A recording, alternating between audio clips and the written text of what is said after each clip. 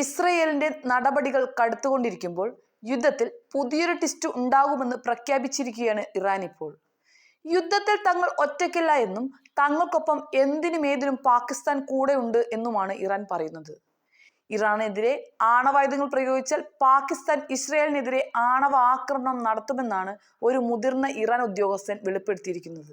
Israel ഇറാനിൽ ആണവ bomb പ്രയോഗിച്ചാൽ പാകിസ്ഥാൻ ഇസ്രായേലിനെയും ആണവ ബോംബ് ഉപയോഗിച്ച് ആക്രമിക്കുമെന്ന് തങ്ങളോട് പറഞ്ഞിട്ടുണ്ട് എന്ന് പ്രഖ്യാപിച്ചത് ഇറാന്റെ ദേശീയ സുരക്ഷാ കൗൺസിൽ അംഗവും IRGC കമാൻഡോവുമായ ജനറൽ മൊഹ്സെൻ റസായിയാണ്.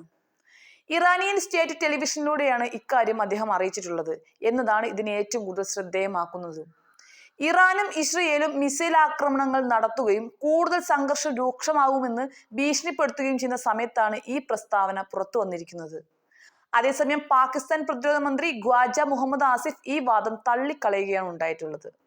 പാക് സർക്കാർ ഇത്തരമൊരു സന്നദ്ധത പ്രകടിപ്പിച്ചിട്ടില്ല എന്നാണ് മന്ത്രി പറയുന്നത്.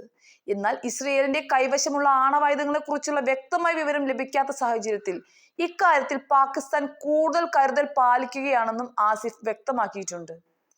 അതേസമയം ഇസ്രയേലുമായുള്ള ഏറ്റുമുട്ടലിൽ ഇറാന് പാകിസ്ഥാൻ എല്ലാവിധ പിന്തുണയും നേരത്തെ പ്രഖ്യാപിച്ചിരുന്നു.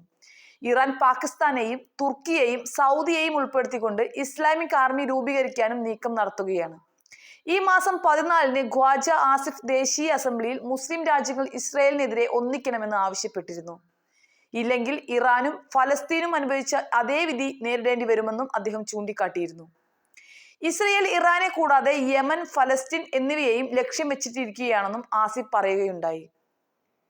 ഇതിനിടയിലാണ് ഇറാന്റെ senior Islamic revolutionary guard corps ജനറലും ഇറാനിയൻ ദേശീയ സുരക്ഷാ കൗൺസിൽ അംഗവുമായ മൊഹ്സെൻ റസായിയുടെ ഈ വെളിപ്പെടുത്തൽ. മാത്രമല്ല, ഇസ്രയേലിനെതിരെ മുസ്ലിം ഐക്യത്തിന് ആഹ്വാനം ചെയ്ത് പാകിസ്ഥാൻ ഇറാന്റെ പിന്നിൽ നിൽക്കുമെന്ന് പ്രതിജ്ഞയെടുക്കുകയും ചെയ്തിരുന്നു. റഷ്യയ്ക്കും ചൈനയ്ക്കുമൊപ്പം ലോകത്തിലെ ഏറ്റവും വലിയ ആണവായുധ ശേഖരങ്ങളിൽ ഒന്നായ അമേരിക്കയുടെ പ്രസിഡന്റ് ഡൊണാൾഡ് ട്രംപ് മിഡിൽ ഈസ്റ്റിലെ 2 യുദ്ധം ചെയ്യുന്ന രാജ്യങ്ങൾക്കിടയിൽ ഒരു കരാർ ഉണ്ടാക്കാൻ ശ്രമിച്ചുകൊണ്ടിരിക്കുകയാണെന്ന് അവകാശവാദം ഉന്നയിച്ചിരുന്നു. അതിനിടെ ഇറാന്റെ മിസൈൽ ആക്രമണത്തിന്റെ തിക്തഫലം ടെഹ്റാനിലെ സാധാരണക്കാരായ ജനങ്ങൾ അനുഭവിക്കുമെന്ന് ഇസ്രായേൽ മുന്നറിയിപ്പും നൽകിയിട്ടുണ്ട്. ഇറാന്റെ പരമോന്നത നേതാവ് ആയത്തുള്ള അലി ഖമേനിയെ ധിക്കാരിയായ ഏകാധിപതി എന്നാണ് ഇസ്രയേൽ വിശേഷിപ്പിച്ചിരിക്കുന്നത്. ടെഹ്റാനിലെ ധിക്കാരിയായ ഏകാധിപതിയും ഭീരുവായ കൊലപാതകി ഇസ്രയേലിലെ സാധാരണക്കാരുടെ വീടുകളെ ആക്രമിച്ചു കൊണ്ടിരിക്കുകയാണ്. തെഹ്റാനിലെ ജനങ്ങൾ ഇതിനുള്ള വില നൽകേണ്ടി വരുമെന്ന് ഇസ്രയേൽ പ്രതിരോധ മന്ത്രി ഇസ്രയേൽ കാറ്റ്സ് പറയുകയുണ്ടായി. ദീർഘകാലമായി നിലനിൽക്കുന്ന മിഡിൽ ഈസ്റ്റ് സംഘർഷത്തിന് ആക്കം കൂട്ടുന്നതാണ് ഈ ഭീഷണി എന്ന് പറയാതെ വയ്യ. സത്യം പറഞ്ഞാൽ തള്ളാനും കൊള്ളാനും പറ്റാത്ത അവസ്ഥയിലാണ് ഇപ്പോൾ പാകിസ്ഥാനിലുള്ളത്.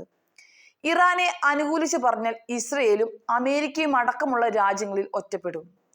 അവരുടെ ഭാഗത്തു നിന്നും ഉണ്ടാവാൻ സാധ്യതയുള്ള എല്ലാ ആക്രമണങ്ങളിലും തങ്ങൾ പെട്ടുപോകുമെന്ന് അറിയാം. ഇന്ത്യയുമായുള്ള യുദ്ധത്തിൽ തന്നെ നല്ല രീതിയിൽ ക്ഷീണം പറ്റിയതിനാൽ അടുത്തൊന്നും ഒരു യുദ്ധത്തിനുള്ള കെൽപ്പ് പാകിസ്ഥാനൊട്ടില്ലതാനും.